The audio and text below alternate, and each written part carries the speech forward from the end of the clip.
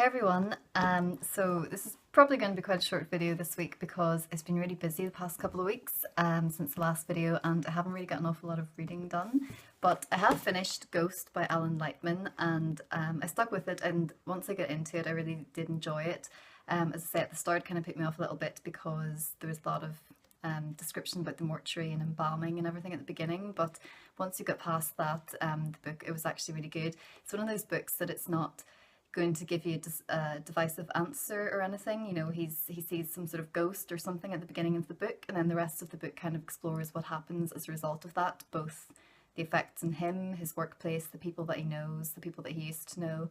And it's really interesting. It makes you sort of think about these things. They're things that I'm sure everybody thinks about now and again, and it's a subject that I'm really interested in, which I'm sure lots of people are. So yeah, it's worth picking up. So just get past the first couple of chapters of the embalming thing if you're like me and don't like that sort of thing. But yeah, it's a good book. The book that I'm reading now is a YA book called Wicked Like a Wildfire, and it's the first book by Lana Popovich. Hope I'm saying that right. This was a book that I got in a fairy lit box a couple of months ago. I'm always a bit behind in the books that I read, and it's really, really good. I'm probably about 145 pages into it, only started it the other day. Beautiful cover, which I really love, and it's really smooth as well. The story's really good and quite original so far, so yeah, I'm really enjoying it. It's about two sisters, twins, who have what they call a gleam. They're basically some sort of witches, I think, but they each have this sort of talent, and it's quite different in how these sort of stories are normally told, I think. So my descriptions aren't great, because I've just started it. I'm always aware that I don't want to give spoilers as well. So basically something quite traumatic has happened to their mother, and their gifts, which their mother always warned them against using or sharing or making public, they're obviously now going to try and find out who's the person behind the whole catastrophe with their mother. They're going to find out probably how to use their gifts better, and they're going to learn about their history. And yeah, it's really interesting so far. So I would recommend it already, worth picking up. As I'm about a quarter of the way through it, and I'll report back on that one again. So yeah, that's basically all I've had time to read the past couple of weeks. I've done my Dublin Book Festival event this week past, and it was really good. I did that in Portstewart Library with a class, and we had good fun sort of chatting to the pupils about Magical Masquerade, which is my children's fantasy book. And they asked loads of really good questions, and it was over all too quickly. I also was at an event yesterday at Waterstones in Coleraine, which was the Doire Press reading tour with 4 of their newly or recently published writers. And the 2 writers that were there yesterday was poet Emma McCurvey and short story writer Kelly Crichton. So I've mentioned Kelly's book before in my first video, which is Bank Holiday Hurricane, a really gritty book of short stories. And then Emma's debut book of poetry is The Rag Tree Speaks, and I'm not quite finished it yet because I always take a bit longer over poetry. I kind of like to dip in and out of it, but I'm about halfway through, and it's really, really good. Some of the poems I've heard before, she shared on Facebook and has read at different events, so yeah, really worth picking up both of those books. I really enjoyed the readings yesterday at Waterstones, and I'm going to tack on my recordings at the end of this video. So I've got Emma reading one of her poems and Kelly reading one of her short stories. I didn't realise that I had so little memory left on my phone, so I kind of recorded more of Kelly's story. Didn't quite get it all recorded because the video just cut out. So yeah, if you want to hear the rest of it, then you better get the book and read it.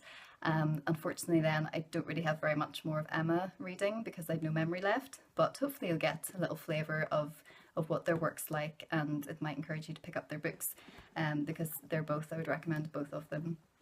So that's about it for this video. As I say, I haven't really had much time to read, but I have been writing on my next book.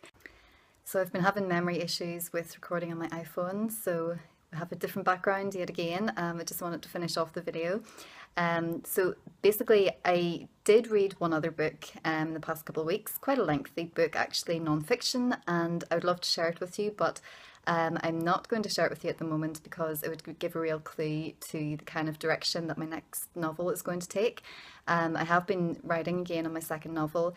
I don't think I mentioned the last time that I've received a grant from the Arts Council Northern Ireland from their National Lottery Fund, and it's one of the General Arts Awards, and it's going to support me from now until October 2018, basically supporting me with my artistic production and also in drafting a second novel and in creating a support structure for the first novel, which is Magical Masquerade. So that's really exciting, and it's really, really nice that they are showing that sort of faith in me by giving me a grant to support me in my work.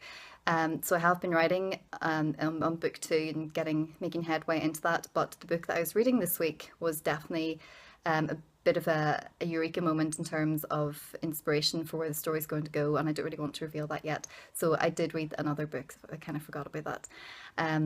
And also I forgot to mention that I was interviewed for BBC Radio Ulster last week. I pre-recorded an interview with Kerry McLean, who has a book club on the show every Tuesday, and that aired on Tuesday past. So if you want to catch that, it's on BBC iPlayer. I'll leave a link to that down below actually, and I'll also leave a link to Fairy Loot, which I mentioned earlier. I'm sure most people who are probably watching booktubing videos know what Fairy Loot is, but if you don't, then it's a YA subscription box, which basically sends out a newly published YA, which is young adult fantasy fiction book, every month in a box filled with other sort of bookish goodies, and I've got it fairly, consistently over the past year. So yeah, it's worth a look if you're interested in that sort of thing. So that's all for this video. As I say, I'm going to tack on the readings from yesterday's Doire Press event. So we've got Emma McCurvey reading some of her poetry and Kelly Crichton reading most of a short story from her book. I forgot to record in landscape view, so apologies for that. I will get into this video thing, but if you want to have a listen and if you can put up with the non-widescreen view for that, then have a little look at the end of the video. So I'm quite sporadic in my posting at the moment, as I'm sure you've noticed if you're following this quite regularly, but yes, when I feel I've got something else or useful to talk about or contribute, then I'll post another YouTube video very soon. Okay, thanks for watching, chat to you soon, bye. Home. At home, I step across the threshold, across the sandbags filled with sodden Bibles, there to reassure the children who'd been told that without them the foundations of our abode are unfixed and will wash away. So I collected testaments old and new and filled the burlap bags for them. They decorate the sacks with daisy chains and special stones, step across the borders easily. Inside we eat our ungraced meal, and then climb into unknelt by beds. At the minute we're on this tour, but I'm going to read a full story, and then Emma's going to share some more poetry, and then I'll come back and I'll read an extract from a different story. This is Second Selves, and I'll not set it up like it's self-explanatory. Hardy was what they called the man who lived at the top of the road in the place they called the community. She noticed how people held their heads at some cockeyed angle and lifted their brows just enough when they spoke about the place, allowing the meaning of these two safe words to adjust themselves in one's imagination. She didn't know if Hardy was the man's first name or his last, but seeing as she had never seen anyone acknowledge him, she wondered how they could possibly know the answer either, for it wasn't a particularly close-knit area. That is to say that neighbours certainly never invited each other in for cups of tea. She lived with her father and felt the spareness of being an only child of an only parent who was never included in the girl talk that went on outside the school gate. Yes, she knew how her father must have felt. Every weekday morning Hardy would be at the top of the bus queue well before her. He would be wrapped in the same padded red and black lumberjack shirt, come hail, come shine. He wore a flint-coloured beanie hat and a monotonous expression. Hardy would show his pass to the driver, who never gave so much as a fleeting glance anymore, so well accustomed to his own routine and that of his passenger, he no longer seemed to require his manners. Hardy would have sat at the very back of the bus, on the left-hand side, watching out of the window. She could see his reflection from where she sat at the front, right behind the driver, where old folk with sticks. Sorry, Anna. You're all right. You're okay. Elizabeth prams always cornered her in, but luckily most passengers got off in the city centre too, including Hardy. One day, as she stood to disembark, she saw him, his head against the window, hat fallen over his eyes. Hardy sound asleep. She stood beside the door, wishing for once she was above embarrassing herself, but sensing small shakings of the driver's impatience, she thought it best to simply step down onto the pavement, and from there she watched as the bus took off. The driver saw Hardy too. She knew he did, in his rearview mirror, and Hardy was taken somewhere he could not have expected to end up, and possibly felt very afraid when he awoke. The dance theatre was a half-a-mile walk from her stop. She walked each day past steaming coffees and buzzing cafes with all their cooking scents. Every lunchtime without fail, apart from that one day, she would see Hardy sitting in Grafton Street, checking his watch as if he had somewhere to be, and maybe he had. She had no idea. The community was a row of uniformed townhouses, somehow shorter than generic two-storey homes, and charging through them was a strong traffic of staff. Women in white tunics came with meals and medication. Many of the people living there had problems getting around. They were wheeled about by yet more workers, plain-clothed ones, who could have been mistaken for family, but weren't. She watched shop workers tell the support staff, "I couldn't do your job. It takes a special kind of person, you know." It didn't matter that the very people who weren't designed to hear those words were right there and possibly could. The cashiers' mouths moved all around the words they imparted, as if savouring the flavour in them. Hardy did his own shopping. He came and went from the community as he pleased, and didn't appear to have carers or family visits. He didn't fit cleanly anywhere. Years before they shared their city ride, she used to see a man shadow him, stalking behind, 7 or 8 feet away. Once she and her father were returning home, him from work and her from school, when their neighbour with the inflexible bobbed hair lingered about her car, the boot left open, pretending to rummage, then approached her father to let him know that Hardy had been outside their homes shouting at the shadow man. "Hardy lost it. I had to phone the guards," the neighbour said, glancing sideways and adding, "How's your daughter getting on in the grammar school?" "Why don't you ask her yourself?" her father had said. The woman turned her mouth into a smile shape and said, "Just be careful of that man up there. He's different from the others. God bless some of those poor people." After that, Hardy wasn't followed from place to place, but window to window. She woke up. Her feet slid to the cool part of the bedsheet. Her father was sitting on the edge, his hand on her arm. "Time to wake up, sweetheart," he said. "I have a meeting in the city this morning. Want a lift?" She shook her head. She waited for him to leave, then got up.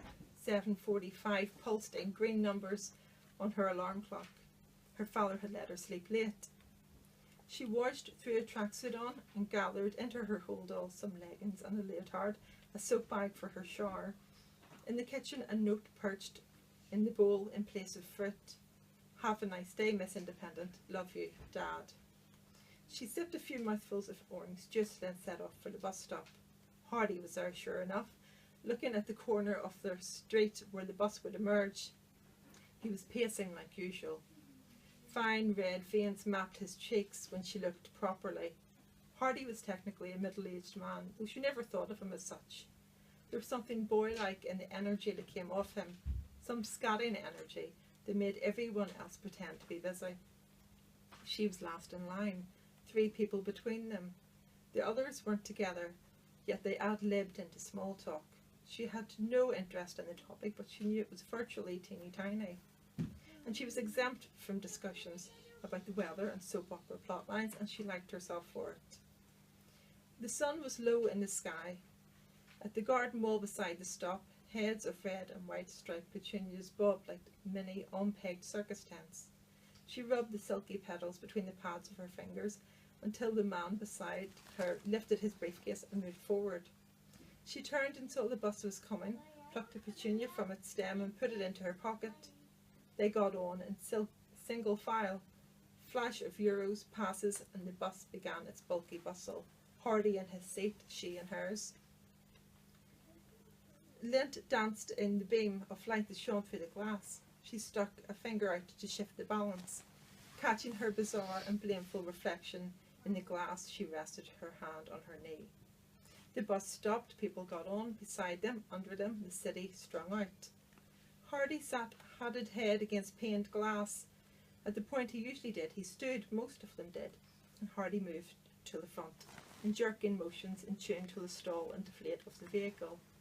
She slid out of her seat before the crowd became gluey. She stepped into the aisle, Hardy behind her. She could smell his moss-scented shirt, his medals too, that stale sweat and cold night mix. On the street she waited at the lights for the red man to pass the baton over to his green alter ego. Hardy waved at her for the first time, and she nodded back in surprise, stepping forward. Hardy lunged for her, grabbed her vice-like around the arm. She looked at him horrified and tried to pull herself free, and his other hand shot up, a palm flat against the air, his solemn eyes on hers, the mint tickle of his mouthwash mingling with her fitful breath. "Stop," he ordered.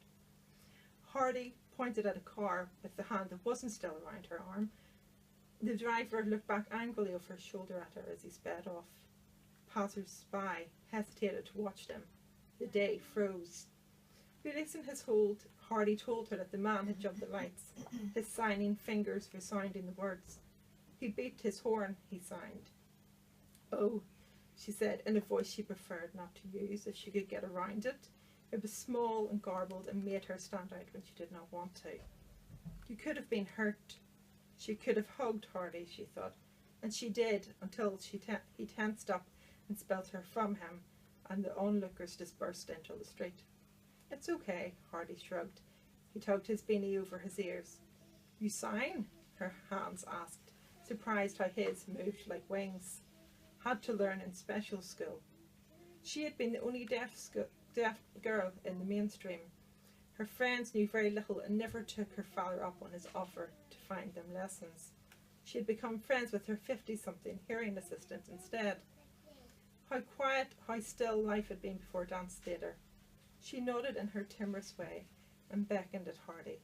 "Cup of tea?" she asked. "Chat?" "Work," Hardy signed back, his low-key enthusiasm all but evaporated. She grasped at this chance before they would become strangers again. "When?" she asked. "Hardy comes to Hardy, you can come to my house," he said. "I make nice tea." She watched his lips and smiled. Hardy, she thought. The magpie uses a rudder to steer by. I watch the long feathers of its tail